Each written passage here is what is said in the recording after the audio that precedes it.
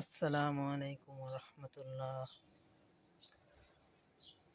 আজকে একটি গুরুত্বপূর্ণ হাদিস আপনাদেরকে শোনানোর জন্য নিয়ত করেছি। আল্লাহ তাআলা যদি কবুল করে, ইনশাআল্লাহ আপনারা সকলে উপকৃত হবেন। নবী করিম সাল্লাল্লাহু আলাইহি ওয়াসাল্লাম ফরমাইয়াছেন, যে ব্যক্তি শরীয়ত সম্মত ওজর ব্যতীত 2 ওয়াক্ত নামাজ একসঙ্গে পড়িল, সে কবিরা গুনাহের দরজাসমূহের মধ্যে হইতে একটিতে প্রবেশ করিল। তারগিব, হাকিম, দুরুদে মানসুর, তিরমিজি। ফায়দা: হযরত আলী রাদিয়াল্লাহু তাআলা আনহু বলেন, হুজুর সাল্লাল্লাহু আলাইহি ওয়াসাল্লাম ইরশাদ ফরমাইয়াছেন, 3 কাজে বিলম্ব করিও না। প্রথম, নামাজ যখন উহার সময় হইয়া যায়। দ্বিতীয়, জানাজা যখন উহা তৈয়ার হইয়া যায়।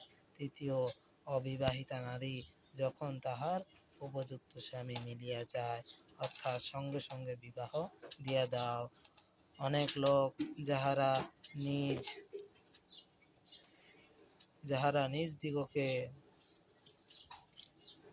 দিনদার মনে করে এবং নামাজের পাবন্দি করে বলিয়া মনে করে, তাহারা সফর অর্থাৎ দোকান বা চাকরি ইত্যাদি কাজের সামান্য অজুহাতে কয়েক ওয়াক্ত নামাজ একসঙ্গে ঘরে আসিয়া পড়িয়া নেয়। অসুস্থতা বা অন্য কোনো ওজর ব্যতীত নামাজকে সময় মতো না পড়া কবিরা গুনাহ, যদিও একেবারে নামাজ না পড়ার সমান গুনাহ না হোক।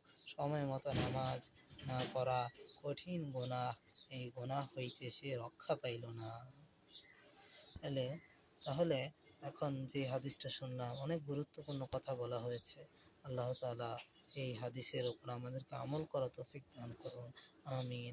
আমরা অনেকে অনেক কাজের সময় শরীয়ত সম্মত ওজর ব্যতীত নামাজকে অবহেলা করি, একসাথে পড়ে নিই, পরে মনে করি কিন্তু এই নামাজ পড়ার দ্বারা তো উপকৃত হওয়ার দ্বারা আমি কবিরা গুনাহের দরজার মধ্যে প্রবেশ করলাম, এটাও আমাদের জানা দরকার। আমরা অনেকে জানি না, বুঝি না, তাই করতে পারি না।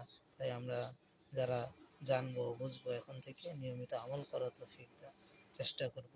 আল্লাহ তাআলা আমাদেরকে কবুল করে নিন, আমিন।